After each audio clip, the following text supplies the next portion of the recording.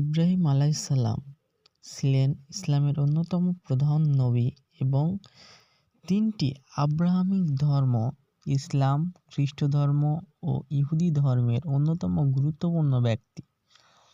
ইসলামে ইব্রাহিম আলাইহিসসালাম তিনি খলিলুল্লাহ, আল্লাহর বন্ধু উপাধিতে ভূষিত হয়েছেন। কোরআনের বিভিন্ন সূরায় ইব্রাহিম আলাইহিসসালাম এর জীবনীর ও ঘটনাবলী বর্ণিত হয়েছে।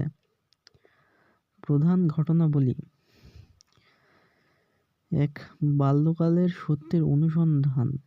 ছোটবেলায় তিনি মূর্তি পূজার বিরোধিতা করেন এবং এক ঈশ্বরের অস্তিত্ব উপলব্ধি করেন।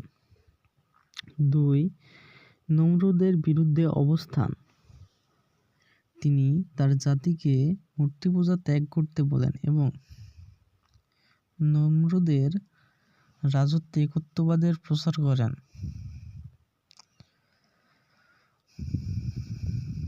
৩, আগুনে নিক্ষেপ। নমরুদ তাকে বিশাল অগ্নিকুণ্ডে নিক্ষেপ করলেও আল্লাহ তাকে রক্ষা করেন।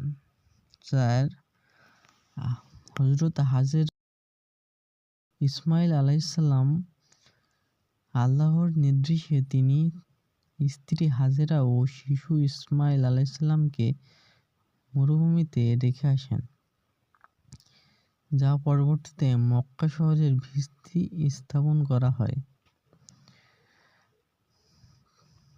কাবাঘর নির্মাণ। ইসমাঈল আলাইহিসসালাম এর সঙ্গে কাবাঘর নির্মাণ করেন, যা ইসলামের পবিত্রতম স্থান। কুরবানির ঘটনা। আল্লাহর পরীক্ষার অংশ হিসেবে তিনি স্বপ্নে ইসমাঈল আলাইহিসসালামকে কুরবানি করার আদেশ পান, যা পরবর্তীতে ঈদুল আজহার মূল শিক্ষা হয়ে ওঠে। তিনি ইসলামে তাওহীদের অন্যতম পথিকৃৎ এবং তার বংশধরদের মধ্যেই পরবর্তী নবীগণ প্রেরিত হন,